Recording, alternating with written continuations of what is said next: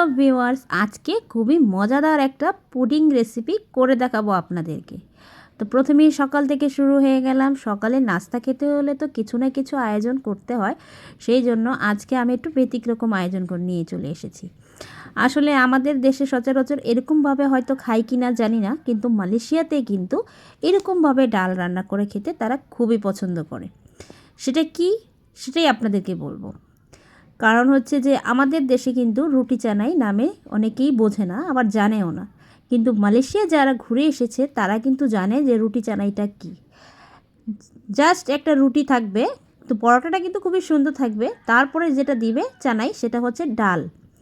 ডাল দিয়ে মুরগির পা দিয়ে রান্না করা। তো আমি আজকে সেই রেসিপিটাই করব, মুরগির পা দিয়ে ডাল রান্না করা। এটা কিন্তু খুবই পুষ্টিকর একটা খাবার, এবং মুরগির পাতে কিন্তু অনেক ক্যালসিয়াম থাকে। আপনারা চাইলে এভাবে রান্না করে খেতে পারেন। তো আমার বাচ্চারা আবার এই খাবারটা খুবই পছন্দ করে, এই জন্য আমি আজকে ডাল দিয়ে মুরগির পা রান্না করতেছি। আর এটা খুবই সহজ রান্না করাটা যতটা সহজ, খেতে কিন্তু খুবই ভালো লাগে। আপনারা চাইলে বোটের ডাল দিয়ে, মটর ডাল দিয়ে, যে ডাল দিয়ে চান সেই ডাল দিয়ে রান্না করে নিতে পারবেন। তো আমি সহজেই মোটা ডাল নিয়ে নিয়েছি। তো আগে পাটাকে কষিয়ে নিয়েছি ভালো করে। আপনারাও পাটাকে কষিয়ে নেবেন। যদি দেশি মুরগির পা হয় তাহলে একটু সময় নিয়ে কষিয়ে নেবেন, আর যদি ফার্মের মুরগির পা হয় তাহলে সমস্যা নেই, এটা দ্রুতই সিদ্ধ হয়ে যায়। তো কারণ ডালটা আগেই গলে যায় যদি পাটা সেদ্ধ না হয়। তো আমার পাটা কষানো হয়ে গিয়েছে, তো ভালো করে নেড়ে চেড়ে ডালগুলো ঢেলে দিব। এই পর্যায়ে আমার পা হয়ে গিয়েছে, তো ডালগুলো দিয়ে ভালো করে মিক্স করে ডালগুলো ভেজে নিব মাংসের সাথে। এই রেসিপিটা কিন্তু একবার যারা খেয়েছে তারা কিন্তু অনেকটাই মজা পেয়েছে। এই জন্য আমি জানি যে এটা যদি একবারও খান আবার ট্রাই করতে চেষ্টা করবেন এই রেসিপিটা। তো সহজেই রান্না করা যায়, আর খেতেও খুব ভালো। বাচ্চারাও পছন্দ করে, বড়রাও পছন্দ করে। আর আমরা তো সচরাচর বাজার থেকে কিন্তু মাংস কিনে নিয়ে আসি, কিন্তু তখন কিন্তু মুরগির পাটা থাকে। তো আমরা চাইলে কিন্তু একসাথে পাগুলো জমিয়ে এভাবে ডাল রান্না করে খেতে পারি। তো একটা না একটা আইটেম তৈরি হয়ে গেল, আর খেতেও কিন্তু সকালের নাস্তা সাথে খুবই ভালো হয় এই মুরগির পাট ডালটা। তো আমার ডালগুলো নেড়েচে ভালো করে কষিয়ে নিয়েছি। এই পর্যায়ে এটাতে যখন পানি দিব তখন এটাতে বেশি হয়ে যাবে, এই জন্য আমি আরেকটা পাত্র ঢেলে দিব।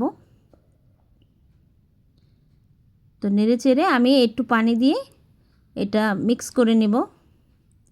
তো আপনারা এরকম সহজভাবে আশা করি যদি রান্না করেন তাহলে বাড়ির সবাই খুশি হয়ে যাবে এরকম একটা ডাল খেয়ে। তো আরেকটা পাত্রে ঢেলে আমি বসিয়ে দিব সেদ্ধর জন্য। তো আপনারা চাইলে একই পাত্রে রান্না করতে পারেন, আমি আরেকটা পাত্রে দিয়ে দিচ্ছি কারণ আমার পাত্রটা একটু ছোট হয়ে গিয়েছিল। তো কিছুক্ষণ রান্না করলে আমাদের ডালটা হয়ে যাবে। তো আমার ডালটা হয়ে গিয়েছে।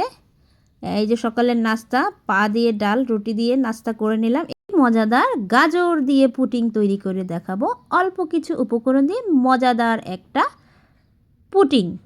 আপনারা চাইলেই ঘরে সহজেই তৈরি করে নিতে পারবেন এরকম মজাদার একটা পুডিং, শুধু যদি জানতে পারেন কিভাবে প্রসেসটা করেছি। প্রথমে আমি গাজরগুলো ভেজে নিচ্ছি, কারণ আমরা যখন পুডিংয়ে দেব পুডিংটা কিন্তু অল্প আঁচে সেদ্ধ হয়ে যায়, এই জন্য গাজরটা কিন্তু একটু কাঁচা ফ্লেভার থেকে যাবে। এই জন্য আমি গাজরটাকে ভালো করে নেড়ে চেড়ে ভেজে নিচ্ছি। আপনারাও চাইলে ভেজে নিতে পারেন, চাইলে কাঁচাও দিতে পারেন গ্রেট করে, কিন্তু আমি একটু ভেজে দিলাম যাতে একটু সুন্দর একটা স্মেল আসে। তো আমার ভাজা হয়ে গিয়েছে। এই পর্যায়ে দুধটা কেটে চুলে জাল করতে বসিয়ে দিয়েছি। তো দুধটা ভালো করে নেড়ে চেড়ে জাল করে নিব। আপনারা চাইলে এরকম ফুল ক্রিম দুধটাই ইউজ করবেন, সেটা তো পুডিং খেতে খুবই ভালো লাগে। একটু লবণ দিয়ে দিলাম। তো একটু নেড়ে চেড়ে জাল করতে করতে এই পর্যায়ে আমরা পাউডার মিল্ক দিয়ে দিব, দুধটাকে একটু ঘনত্ব বাড়ানোর জন্য। আর এই পুডিংটা যতটা সহজ আর খেতে কিন্তু দারুণ লাগে। আপনারা একবার যদি খান আমি আশা করি স্বাদটা মুখে লেগে থাকবে। খুবই মজাদার একটা পুডিং। আমি যখন এই পুডিংটা বাসায় তৈরি করি আমার বাড়ির সবাই পছন্দ করে, আর খেতে সবাই এরকম একটা পুডিং হলে খুশি হয়ে যায়। তো দুধটা জাল করে নিলাম। এই পর্যায়ে আমি চিনি দিয়ে দিব। আপনারা যে যতটুকু মিষ্টি খান সেই পরিমাণে মিষ্টি দিবেন। আমি আমার বাসায় মিষ্টিটা একটু কম খাওয়া হয়, এই জন্য আমি অল্প চিনি দিয়েছি। তো কিছুক্ষণ ভালো করে জাল করে নিব দুধটাকে। যতটা দুধটা জাল হবে ততটাই কিন্তু পুডিংয়ের স্বাদটা ভালো আসবে। আর এই পুডিংটা আপনারা যত ঘনত্ব করে রান্না করবেন ততই দেখা যায় এটার লোভনীয় একটা কালার চলে আসবে, আর খেতে খুবই মজা লাগে। তো আমার দুধটা প্রায় জাল হয়ে গিয়েছে, দেখুন একটু হলদে ভাব চলে এসেছে দুধের মধ্যে, তখনই দেখবেন আপনার দুধটা হয়ে গিয়েছে। তো এই পর্যায়ে আমি নেড়ে চেড়ে দুধের চুলাটা বন্ধ করে দিব দুধটা ঠান্ডা হওয়ার জন্য। তো আমার দুধটা প্রায় ঠান্ডা হওয়ার জন্য রেখে দিয়েছিলাম আধা ঘন্টা। তো এই পর্যায়ে কুসুম আছে, আঙ্গুল দিয়ে দেখবেন কীরকম গরম আছে। আমি দেখলাম যে আঙ্গুল সহ্য করা যায়। তো এই পর্যায়ে দুটো ডিম দিয়ে দিয়েছি। আজকে আপনাদের আরেকটা টিপস দিব। অনেকেই মনে করে যে বেশি ডিম দিতে হয়, কম ডিম দিলে হয় না। না, আপনি যদি কম ডিমও দেন তাহলে আরেকটা যদি জিনিস অ্যাড করেন তাহলে আপনি কম ডিমে একটা পুডিং তৈরি করতে পারবেন। তো সেটাই আপনাদেরকে বলবো কিভাবে। তো ভালো করে ডিমের সাথে দুধটা মিক্স করে নেব গ্রেট করে। অনেকক্ষণ সময় নিয়ে করবেন, তাহলে আপনার পুডিংটা খুবই সফট হবে, ভালো হবে। তো আমি অনেকক্ষণ সময় নিয়ে করে নিয়েছি, প্রায় 5 মিনিটের মতো গ্রেট করে নিয়েছিলাম। দেখতেই পাচ্ছেন কতটা ক্রিমি হয়ে যাচ্ছে উপরের ফেনাটা, ভালোই লাগতেছিল। কারণ এইভাবে যদি আপনি একবারও তৈরি করে দেখেন তাহলে আমি আশা করি অনেকটাই খুশি হয়ে যাবেন। কারণ খুবই ক্রিস্পি একটা ভাব চলে আসবে পুডিংয়ের মধ্যে। দেখেন আমার গ্রেট হয়ে গিয়েছে। এই পর্যায়ে আমি কর্নফ্লাওয়ার অ্যাড করে দেব 2 চামচ।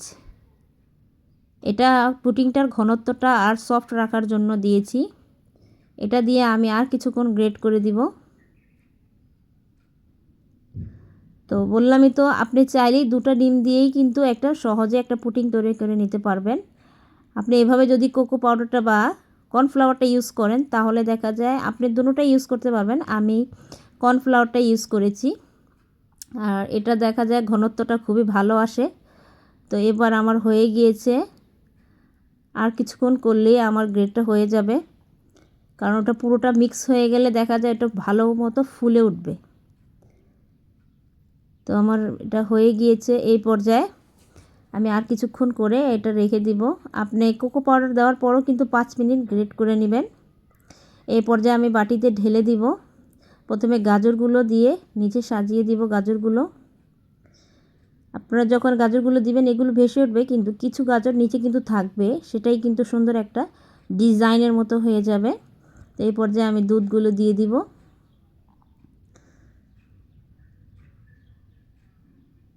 তো রান্নাটা যতটা সহজ, খেতে কিন্তু দারুণ এই পুডিংটা। আপনারা একবার হলো ট্রাই করে দেখবেন। দেখুন হয়ে গিয়েছে। এই পর্যায়ে আমি চুলায় বসিয়ে দিব।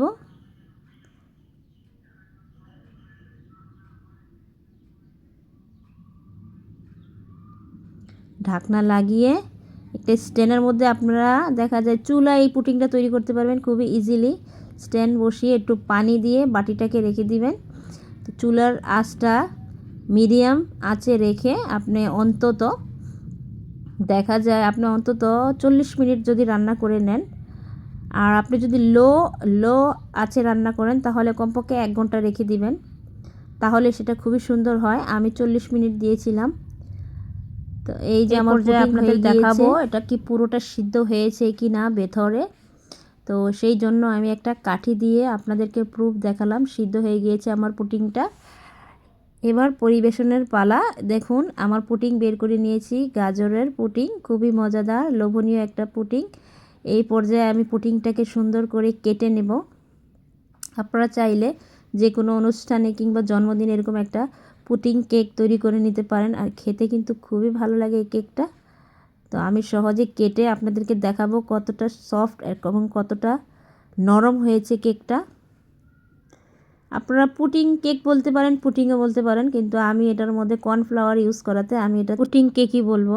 আর অবশ্যই যারাই আমার ভিডিওটা ধৈর্য ধরে দেখেছেন সবাইকে অসংখ্য ধন্যবাদ।